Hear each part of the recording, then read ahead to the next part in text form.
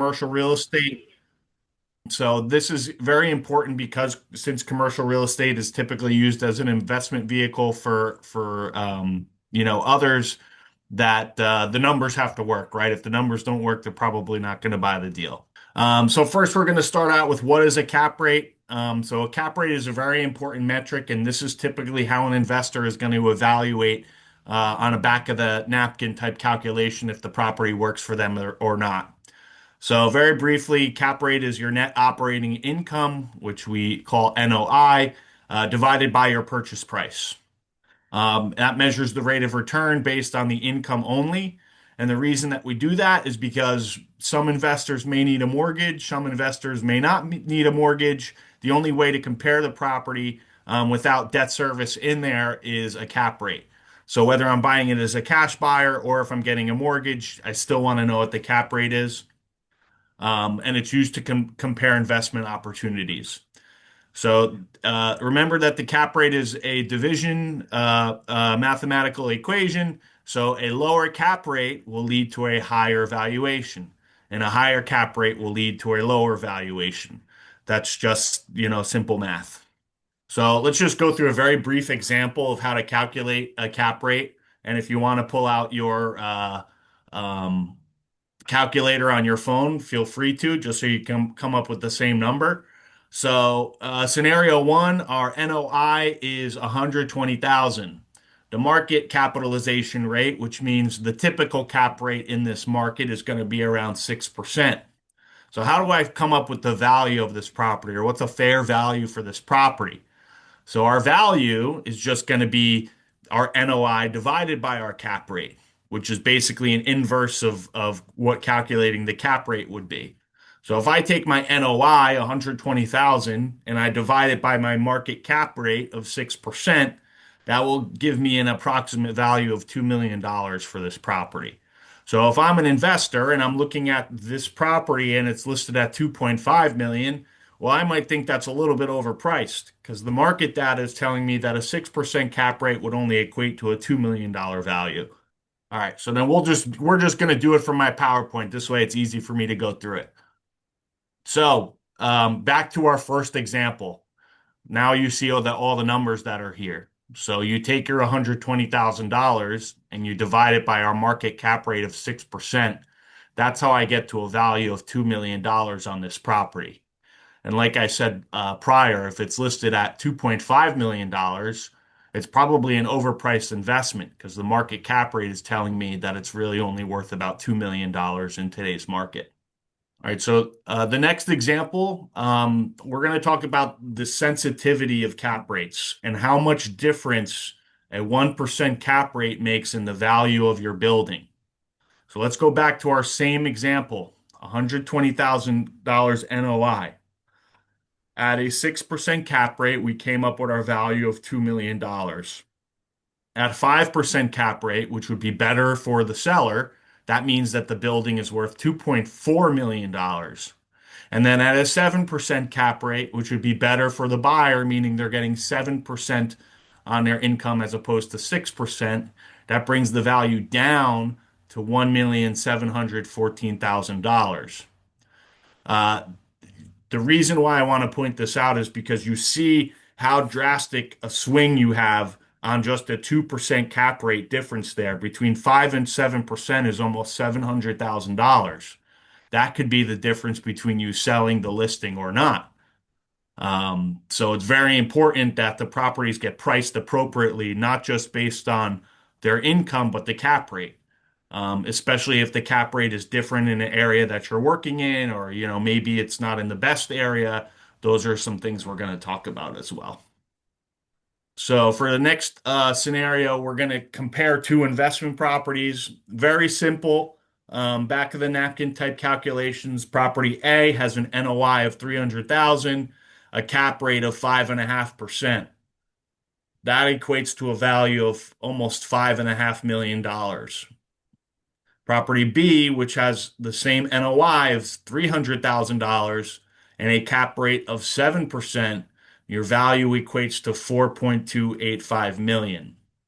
So let's take these properties, apples for apples. You have the same income, You have a different cap rate, which is giving you a different value. The only reason that would make these two investment properties different would be risk, location, tenant mix, lease terms, and property condition. Let's take an example of a Wawa. Wawa, for those of you that know, they do what's called a land lease. They just lease the land from the owner and then they pay the owner rent. Wawa is a very safe investment. Typically, they sign long-term leases. They're a credit-rated tenant. Therefore, an investor will accept a lower cap rate on that property or on a Wawa lease because of the tenant's credit, because of the lease terms that they have, because of the location that it might be in. Now let's take property B, which is not going to be a Wawa and might just be, let's call it an apartment building. And maybe it has some deferred maintenance. Maybe the tenants are month to month. Maybe it's not in the best location. Maybe you might have some trouble collecting rent. That's a great example of a property that you would need to obtain a higher rate of return for, which would mean that you would pay less overall for the property.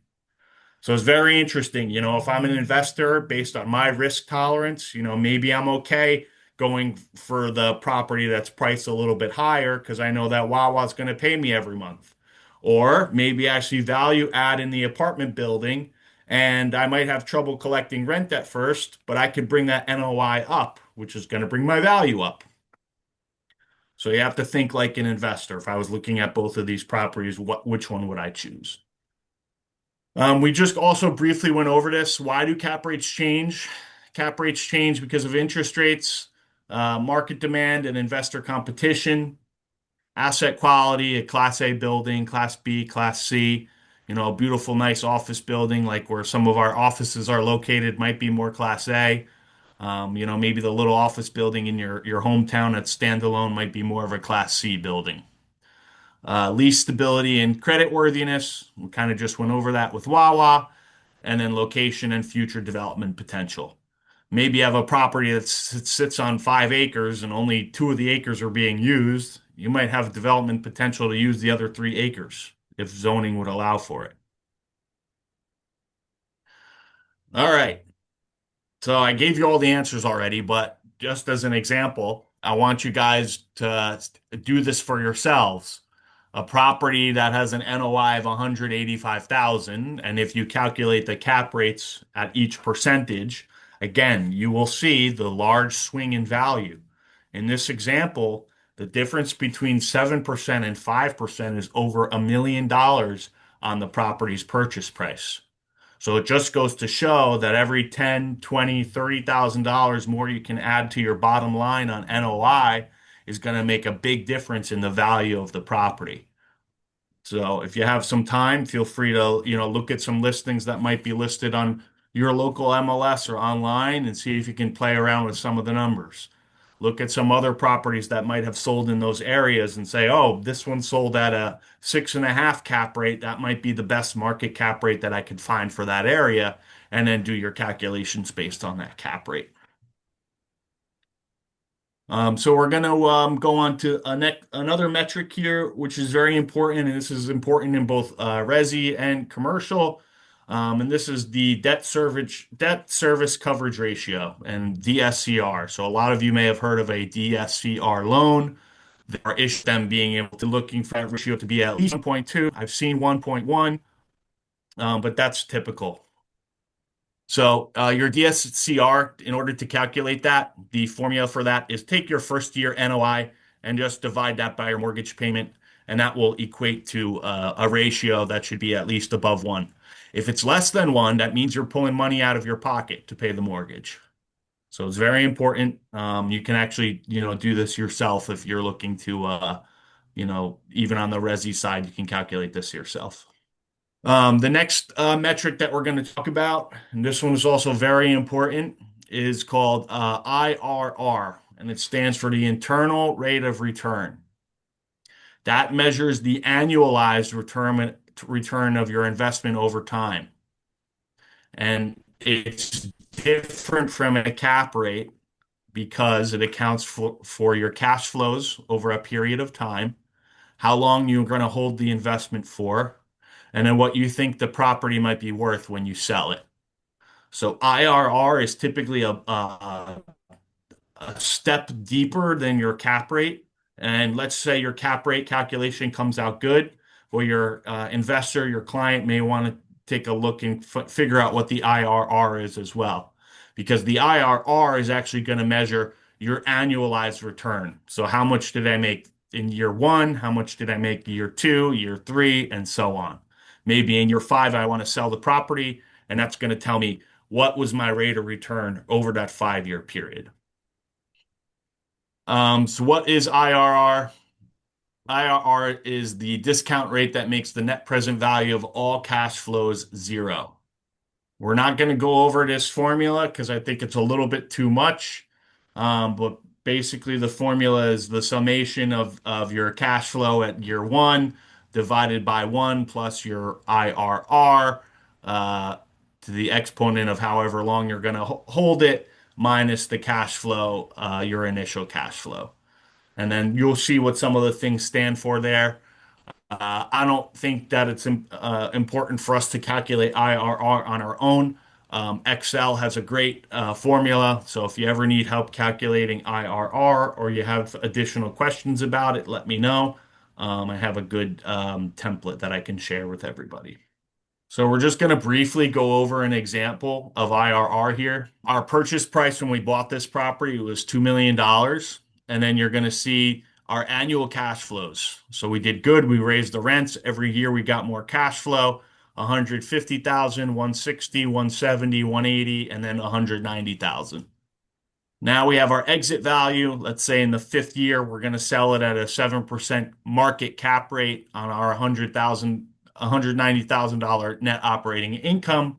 That would equate to a value of approximately 2.7 million.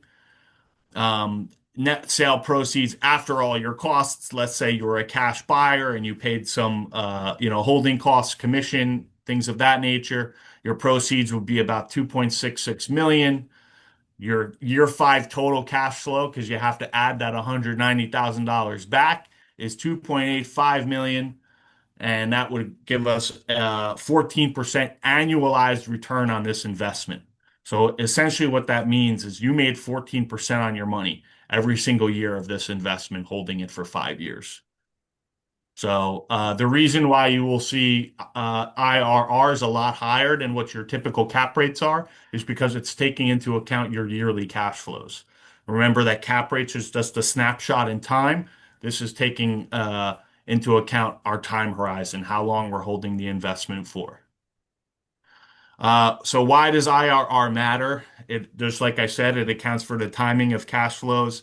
It's really good for comparing investment opportunities. Maybe you have a lease coming up in a property and you're going to have vacancy there for a while. That's really going to affect your IRR. That might not affect your cap rate because your cap rate's looking at it today. But what about 2 or 3 or 4 years from now? How does that change? And again, it's often preferred over cap rates for longer term decisions because it's going to take into account those yearly cash flows. Why can IRR be better? IRR could be better for a bunch of reasons. Cap rate ignores the future cash flows of growth. IRR captures rent increases, expenses, renovations, and a sale profit. Helps compare different investment types and timelines. And then it's more relevant for value add development projects. Maybe you're going to be putting up a building or repositioning deals, right? Maybe you're going to raise rents. Maybe you're going to make smaller suites in an office building. Maybe you're going to go after medical type tenants and get yourself a higher per square foot rental. There's a lot of ways to add value. Key takeaways. Cap rate movements, 1% cap rate movements significantly impact your property's valuation, right? Small changes in your cap rate can make a big difference in how much the property is worth. NOI growth and risk reduction, lower cap rates, which increases your value. And then understanding cap rates and internal rate of return helps buyers, sellers, and investors make better decisions, right? It might be a great property in a great location, but the rents are too low. At the end of the day, like I started this before, This is an investment decision for a lot of your clients. So they may love the property, but if the numbers won't work, they're probably not going to buy it. Um, so with that, that's kind of most of what I wanted to cover today. I think that's a lot of metrics for you guys to consider. We've gone over cap rates kind of briefly before, so hopefully everybody has a little bit better understanding of cap rates at this point in time. Um, and then IRR, I think, is a great thing for us to all kind of learn. Um, I would say use the Excel function on Excel or Google Sheets or whatever you're doing. Ask ChatGPT. ChatGPT will just ask you what the inputs are, and then it will calculate your IRR and it will give you a nice little explanation on the property itself. So those are things that I think, that will stand out to you if you're going into a listing presentation. And you can go into the listing presentation and show your client, hey, these are all the cap rates of things that have sold. I know you want 7%, but the market is really telling us it's 7.5%. So I don't want you to sit on the market for 6 months. We want to sell this thing, right? You go into a listing presentation and start talking about IRR, an owner's heads might kind of spin because I can tell you a lot of property owners aren't thinking about IRR, but the person who's going to buy that property is. So that's how you start thinking more like a developer, think like an investor, especially because I'm dealing with them every single day. I hear the feedback from them. Why did you even put this listing up if you knew that it was overpriced? Well, because it wasn't my price, it was the owner's price. And it's my job to show the owner that the market is not garnering the price that they're looking for. Um, so with that, does anybody have any questions? So, And by the way, Patrick, yes, okay, there are some questions, but go ahead, finish. this is me. If you want to contact me, take a picture, send me an email, and go ahead. Who's got questions? So I'll read the ones that are in the chat, and then if anyone wants to speak up, feel free. So the first question is how to calculate cap rate. Very good. We're going to go back to the top. And I think it's because we missed this one. Our cap rate calculation is your net operating income divided by your purchase price. And just to be clear, your net operating income is the income after your expenses, after the taxes, insurance, and any maintenance. The next question, what determines market cap rate? Very good question. For market cap rates, typically, the only way that they'll be determined is through other sales, right? So the property down the street from you sold, and it sold for a 6.5 cap rate, and the one up the street sold, and it sold for a 6 cap rate. Now you have two comparables there, and you know that they sold at those cap rates. That should be a typical market cap rate that you would calculate. So I would maybe take the average of those two, and I would say 6.25% would be my market cap rate. So what someone said is 6% standard market cap rate, but I think you just answered that. No, great question. Cap rates can vary differently a lot. And the reason they can vary differently is because of their location, like I said, risk, tenant mix, things of that nature. So let's use an example. If I'm going to buy an investment property in New Brunswick, that might have a certain rate of return as opposed to me buying something in Newark. And if I buy something in Newark, I might need a little bit higher rate of return in Newark because there's a little bit more risk there. Like I said before, I might have trouble collecting rents. Maybe there's some deferred maintenance. Maybe there's a lot of vacancy in Newark right now. So me as an investor, I require a higher rate of return in an area that might not be as good.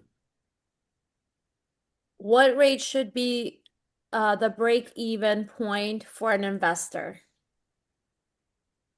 Another great question. Um, So let's use an example. We didn't talk a lot about finance today, but the reality is that a lot of these deals will have financing on them. Commercial interest rates right now are going to be somewhere around 6.75. So let's just use this example. I have a property with a cap rate of 6%, but my interest rate is 6.75. I would not buy that property because I'm actually losing money every month because I'm paying more on my interest rate. So the break even point in that scenario would be if I could get my interest rate at 6% or lower. Okay. Someone said, is it possible to share these slides? Yes. Can you then the other question is, would a restaurant be different formula? If you're talking about selling the business, the actual restaurant business, that's a little bit different that, talking about selling businesses. Um, because we do sell businesses as well. We've sold hair salons, restaurants, barber shops, things of that nature. It's different when you're evaluating just the business, but if you're looking at the real estate as a whole, then it's the same calculation. Whatever the net operating income is that that restaurant pays that landlord every month, and then you take that number and you divide it by your market cap rate. That's going to equate to how much that property might be worth. Patrick, would you mind going back to your contact information so those that want to reach out to you, they can take a screenshot if they wanted to get a copy of this or if Yes. they're okay. And again, if you joined after the initial introduction, Patrick is part of Chopper Russo team in Oakland. He's also the manager for the office. He is my trusted person for commercials. If you're gonna use him, just remember it's not really free advice. It's if you are looking into getting a commercial, if you have a commercial transaction, it's always good to partner with someone who can guide you and teach you. So, he needs to be compensated as a referral, whatever you want, whatever you guys decide. I'm not gonna pick an amount for him, but that's something I just want to suggest. He's really, really kind and nice and willing to help, but just like you guys wouldn't want to get free real estate advice and do the work for someone. So here's his contact information. Feel free to reach out to him. Yeah, so thank you, Idona. And just going off that, guys, we love to pay referrals too. We paid a lot of money in referrals last year to people who have sent us things. Also, guys, just remember that, you all probably have commercial clients that you're working with now because people who have bought houses from you, or if you sold their houses, they might have their own business. Maybe they work for somebody that has their own business. The reality is that, most of your clients do touch the commercial markets one way or the other. And I can just share that from the Remax network, there's a lot of people that have some great commercial clients out there. I received a referral from an agent in Canada for a 100,000 square foot warehouse lease. And that is an amazing referral. It's something that could be almost a seven-figure commission for a lease like that. So it just goes to show that, if you leverage your relationships right, just like in anything else, you become more of the go-to resources that you can definitely garner, a lot of new business here. I think it's ripe for the taking. There's a lot of people, a lot of commercial brokers who may not do take the listings that we take, but that's okay because we've fallen between the cracks, and I think that's been a great success for us. So again, if you have any questions, feel free to call me, text me, email me. I am happy to help, and thank you everybody for joining. Yeah, Patrick, one question. Do you need a special license for a commercial? You should, but you don't. I would say that you should. I honestly think, if you've never done commercial real estate before, you definitely need to partner with somebody at least on your first few listings. There's a lot more liability that comes with commercial as well. So just keep that in mind. So no, it's the same license. Definitely, there's lots of courses out there for commercial education, things of that nature. If you are going to be going to R4, there are going to be some good classes for commercial there. So I highly encourage everybody to go to R4 if you haven't been able to yet.